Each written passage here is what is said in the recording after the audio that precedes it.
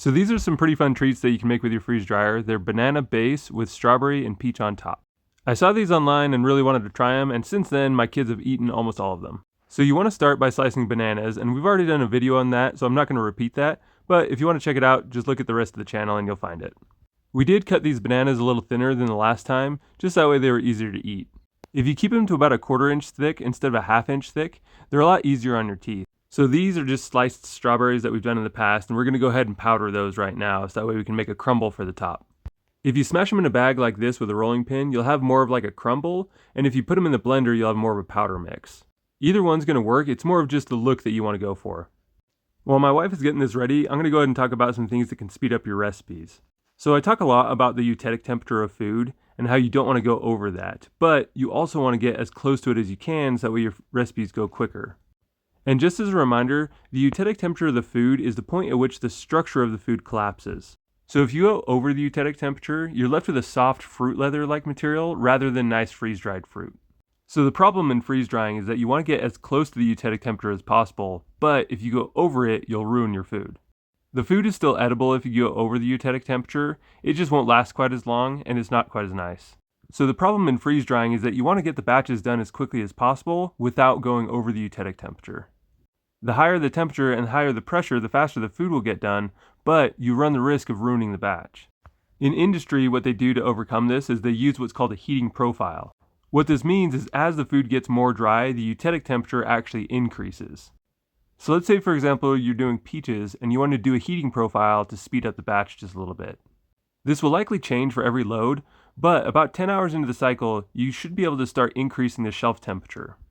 What happens is as the food forms a nice crust around it, there's still water that's trapped on the inside that's kind of stubborn. This trapped water is usually what makes the cycles take a lot longer.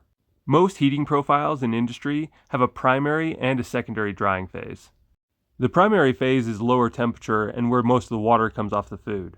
The secondary drying phase is higher temperature and it's where less water gets released that's just a little bit more stubborn. We are going to be coming out with another version of software that does this for you, so stay tuned for that. Another thing that can decrease your drying time is just setting the set pressure just a little bit higher. Adjust it upward in 300 millitorr increments until you find a setting that you like. But again, if you run a higher pressure, you're going to end up sending more water to the pump. So there is a trade-off that you want to consider before you do that. Another thing you can do to decrease the overall time of the cycle is just skip the freeze cycle. You can do this by pre-freezing the food in just a regular home freezer. But again, if you're going to skip the freeze cycle, you just want to make sure that you put cold food onto cold trays into a cold chamber. Otherwise, you'll get a vacuum error. Another thing you can do to decrease the time it takes to freeze dry is turn things into a smoothie. This obviously doesn't work for meat, and believe me, I've tried it, it's disgusting, but this works great for any kind of fruit. A good example of this is blueberries. Blueberries are notoriously more delicate, and they have a lower eutectic temperature. But for some reason, if you take blueberries and turn them into a smoothie, they have a higher eutectic temperature and they're much more hardy.